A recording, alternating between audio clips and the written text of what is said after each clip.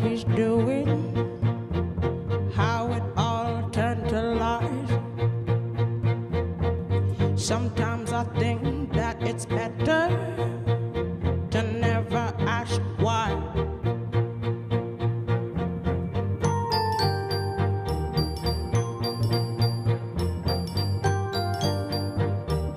The biggest challenge any would-be entrepreneur in Nigeria or elsewhere would face is how to raise money for business. It doesn't matter how profitable you think the proposed business is. It doesn't matter how little the money you needed to start is. But once you are not able to raise money to start the business can never be started. All right, it's SMS Weekly here on Galactic Television, at the program where we put together efforts, ideas and initiatives on how to grow a micro, small and medium enterprises. I am Izinle Egasi. You are welcome once again.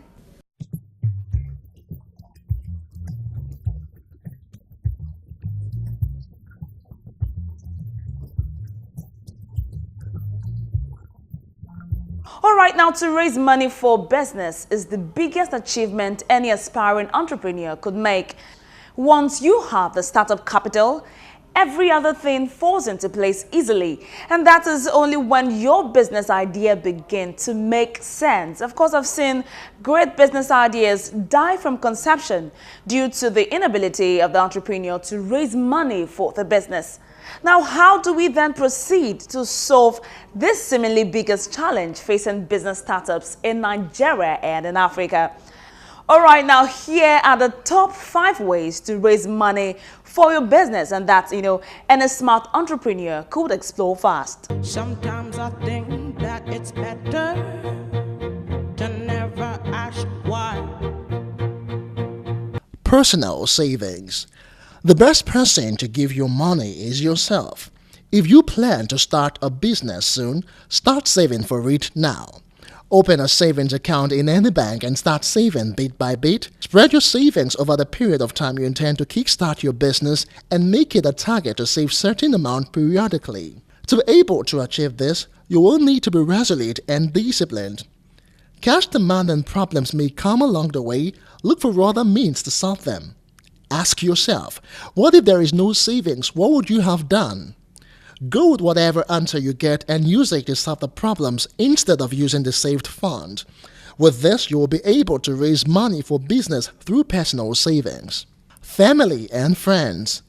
The oldest and sometimes the easiest and most efficient way to raise money for business or any project by Nigerians over the years have been through family and friends. To give out money requires plenty of trust, and no one knows and trusts you better than your friends and family members. Make a list of your rich friends and family members and divide the total needed amount by the number of people in your list to make it smaller and easier for them. The biggest mistake many entrepreneurs make is to approach only one person with the entire amount of money needed for their business. That can be overwhelming. Cooperative. The type we normally refer to as daily contribution. It can be daily, weekly, or monthly contribution. Look for a group of people with common interests and start the contribution with them. This is similar to personal savings. The only thing different is that others are involved. Each time you contribute, someone amongst you takes it. Do it until it reaches your turn. When you get yours, quickly put it into the business before other expenses carries it off. Everyone in your cooperative must be people you trust to an extent. If not, someone might attempt to disappear after collecting his without fulfilling same obligation to others. It is a bit risky but sure way to raise money for business in Nigeria, especially if you are fortunate to be the number 1 or 2 in the collecting order. Microfinance banks. Open an account with any microfinance bank or cooperative bank of your choice and start saving certain amount regularly. Once you've saved after 6 months, you'll qualify for a loan of twice your saved amount. For microfinance, you'd have to wait for 6 months to qualify for loan and having to pay interest in the loan even though your money have stayed with them for 6 months with no interest accruing to you. However, that is the price you'll have to pay to raise money for your business, and many people are finding success using it. Look for any microfinance of your choice and start saving towards raising money for your business. Most of the major banks have their own version of microfinance. You may go with these ones for they are more reliable. Angel investors. If you are not a control freak, if you are ready to give up some percentage of a company's equity, then go for angel investors. Angel investors are business startup incubators and they are not in any particular place. Your rich uncle could as well be your angel investor. Prepare a bankable business proposal. Clearly state your business plan and objectives. If Angel finds your proposal appealing, they will invest in it. But prepare to give up a good part of your company up to 40% in exchange for the needed capital.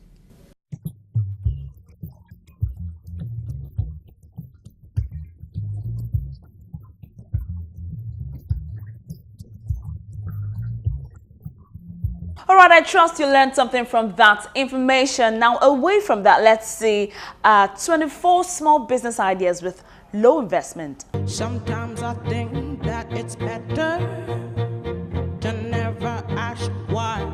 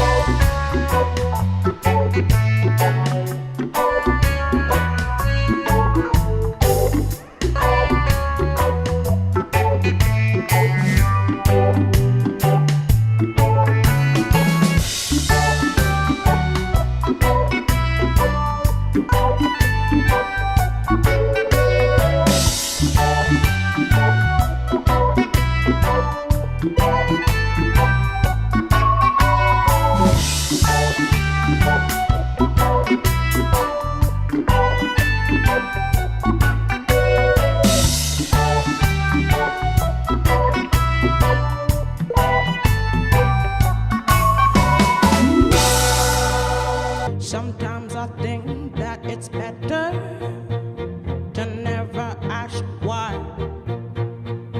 So if you like, you can start up any one of your choice. Now, moving to agriculture, it is important to note that Africa is blessed with a lot of resources that are untapped. Now, here is a very interesting documentary on African small farmers who have benefited from the potentials of their fields.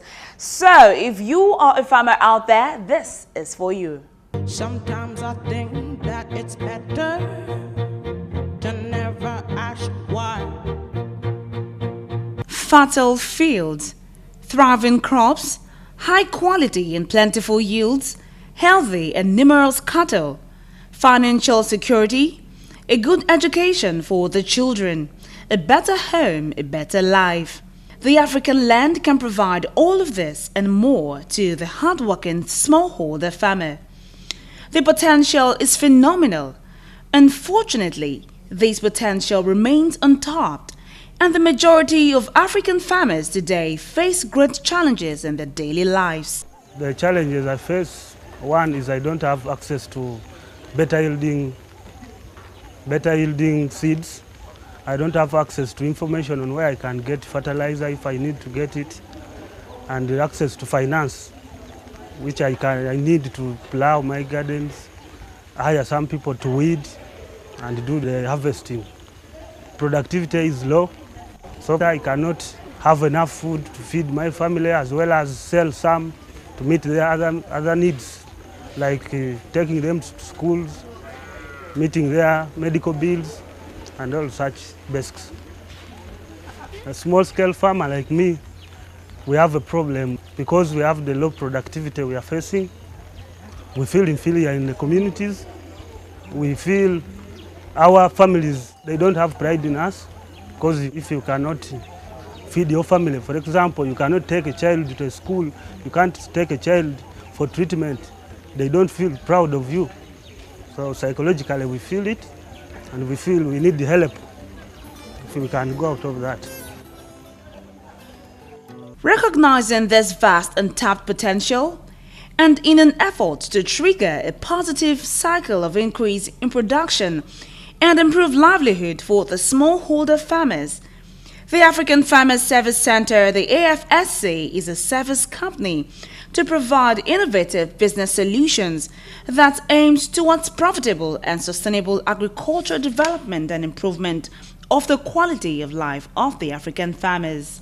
What AFSC does, it provides a service of linking farmers forward to the markets by having them sign contracts with off-takers who are buyers to provide them with a guaranteed market for produce, and also providing a linkage backwards to input finance for them to be able to get seeds and fertilizers for use in production. Our service includes a whole package of training as well for the farmers. We train them from before onset of the season until the end of the season. A major challenge within the economic dimension of sustainable agriculture is to develop subsistence farms into viable small-scale businesses. Farming in Uganda tends to be dominated by small landholders. Declining soil fertility is one of the greatest problems affecting them. The patches of land gradually becomes less productive because of the intensive cultivation and soil depletion. Many of them live on depleted land that is prone to drought. Before I joined AFC, my situation was bad. I was having poor financial support. I was not able to buy fertilizer, and I was not even able to acquire improved seeds. I was not able to access a loan. I had no idea about farming in time because I could not plan in time. But this project supported me acquire financial support. It has given me fertilizer inputs and improved seeds. It has given me knowledge about farming as business. By training, by demonstrating, I've acquired the skills. It has helped me to come about contract documents with the bank, and I'm able to acquire enough food and produce the surplus. We provide business planning services in terms of helping the farmers prepare their business plans and also explaining to them how the business plan works. So if they will actually get good profits from getting these loans and inputs and also higher yields. We train them to understand market pricing and also how the loan can be repaid in loan repayment. Input distribution is all about getting the inputs and transporting it from our suppliers to the farmers. Our suppliers are mainly found in large towns that are basically inaccessible by these farmers. So we actually offer the linkage between our farmers and the suppliers. And transportation to the farmers mainly means taking it to the points where farmers can easily access these inputs. We have set up collection depots for our farmers, and with this we normally offer transportation assistance to our farmers who are in need. So after collection has been done in these depots, we always connect our farmers to the buyers through offering transportation assistance again. So we transport inputs from the suppliers to the centers where these farmers can easily access, and from the centers we help them with transportation of the collection to our buyers again.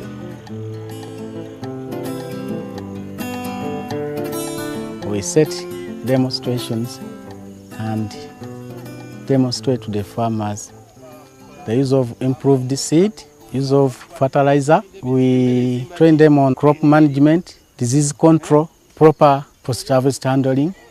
We do also train them on keeping records. The farmers should understand the total production cost per crop. These trainings are carried out on a weekly basis because we want these farmers always to remember. These farmers receive trainings. We give them inputs, and these inputs, beans and soya, which are very nutritive. Women farmers are appreciated. Their children are no longer malnourished. Secondly, their homes are now not the way they were, because now farmers are dressing well. Even their children are doing well. Not like they used to be, because men could go and drink, women could suffer at home. This program has brought them together. The trainings have enabled me learn the way of managing my garden. Before I never used to know how to manage my garden, but now I know how to manage my garden. I know when to spray my beans, and I know the time when to harvest them.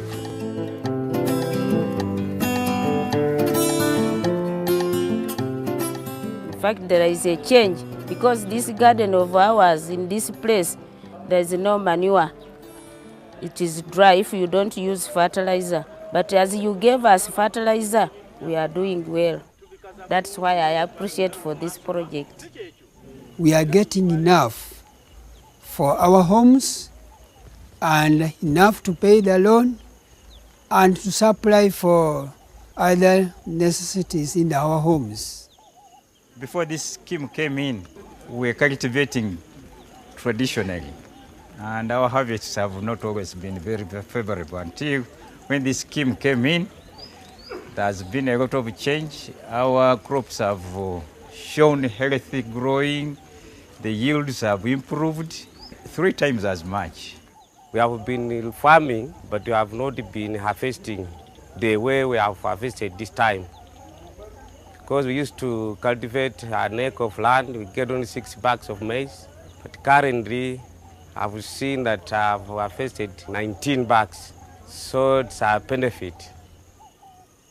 Before this scheme, farming was not good because we did not have inputs like fertilizer and chemicals for spraying.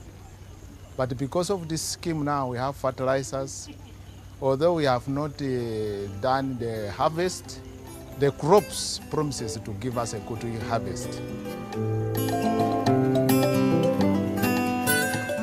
We are like a cow that's providing milk to the farmers right now. If the cow is not fed, you cannot get more milk from it. So we need the farmers really to be committed to the scheme, and we guarantee our services. It is important to pay the loan because it teaches like a person like me to know how to give out and how to make business. Should we fail to, of course, pay back the scheme, we shall again be probably failing the scheme to what? To fund us, so it may run dry and bankrupt and fail to fund us more and probably collapse. This scheme has helped us to improve the standard of living, whereby we have not been even educating our children in good schools. We can now get money to take them, our children in private schools where they can give them enough knowledge so that we can have good people in the future who can help us. We have started getting good crops. We have food. We can educate our children. We can get money for our use.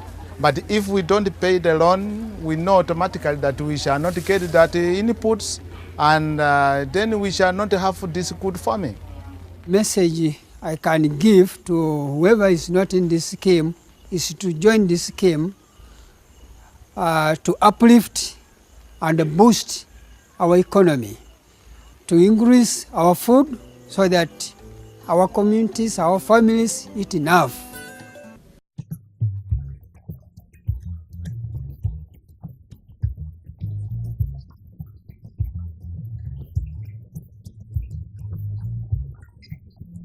All right, and that's it on SMS Weekly today here on Galaxy Television. I hope you have gotten a lot of information that could help you for the future.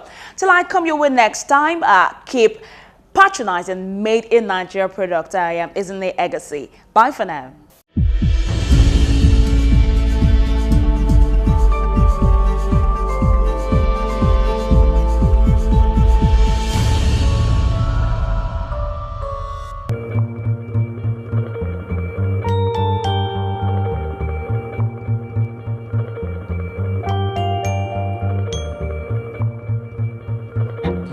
Ever wonder about what he's doing?